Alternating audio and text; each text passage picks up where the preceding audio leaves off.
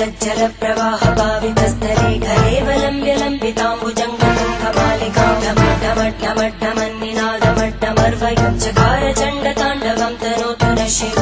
शिवम्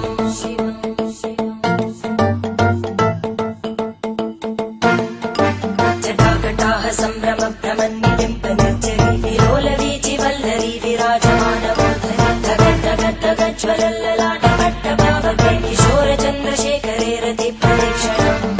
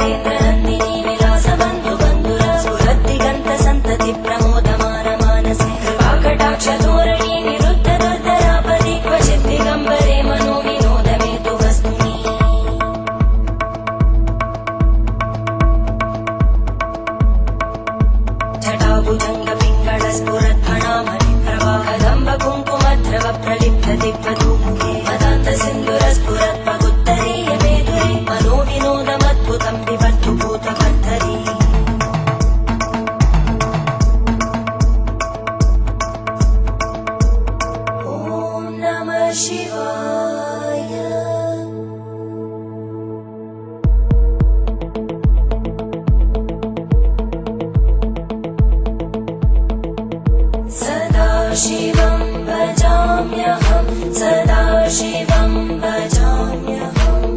ॐ नमः शिवाय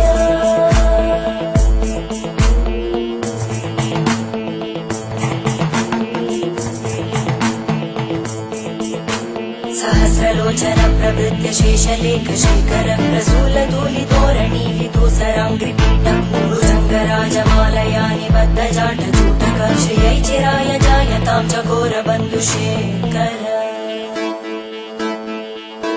ललाटजल्परज्वलद्धनञ्जय स्फुलिङ्गभाविगीतपञ्चसायकं नमन्निलिम्पनायकं सुधामयूखलेखया विराजमानशेखरं महाकपालि सम्पदे शिरोजटानमस्कुता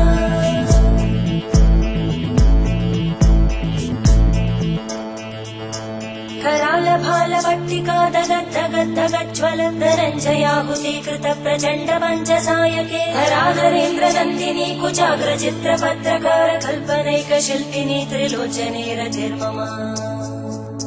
नवीनमेघमण्डली निरुद्ध दुर्धरस्फुरद्गुहूनिशीतिनी तमप्रबन्धबद्धकन्धर निलिम्पनिर्झरीधरस्तनोतु कृत्तिसिन्धुर कलानिधानबन्धुर श्रियं जगद्दुरन्धर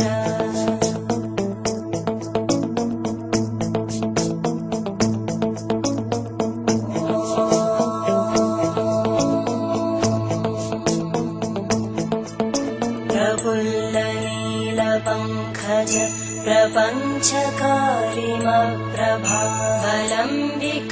प्रपञ्चकारिमप्रभावलम्बिकण्टकन्दली रुचिप्रबद्धकन्धरं स्मरच्चिदं पुरच्चिदं भवच्चिदं मखच्चिदं गजच्चिदान्धकच्चिदं तमन्तकच्चिदं भजे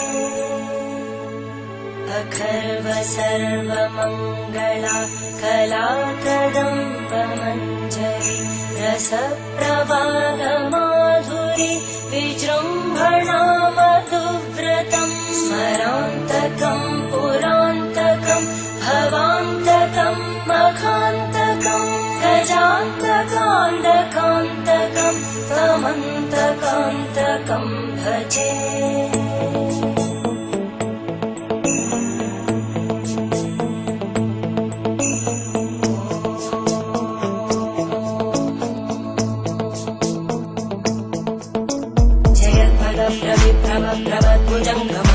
विनिर्गमत्क्रमस्फुरत्करालभालव्यवानिमित्तिमित्तिमित्वनं मृदङ्गतुङ्गमङ्गल परिक्रमप्रवर्तित प्रचण्डताण्डव शिव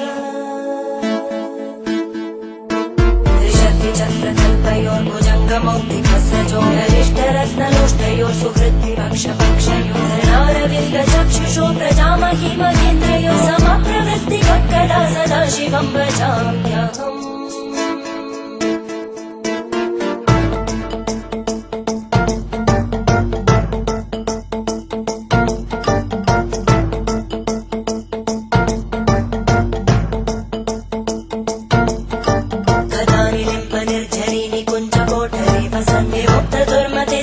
शिरस्तमञ्जलिं वहन्ति लोल लोल लोचनो ललाम बालनर्तका शिवेति मन्त्रमुच्चरन् कदा सुखी भवाम्यहम्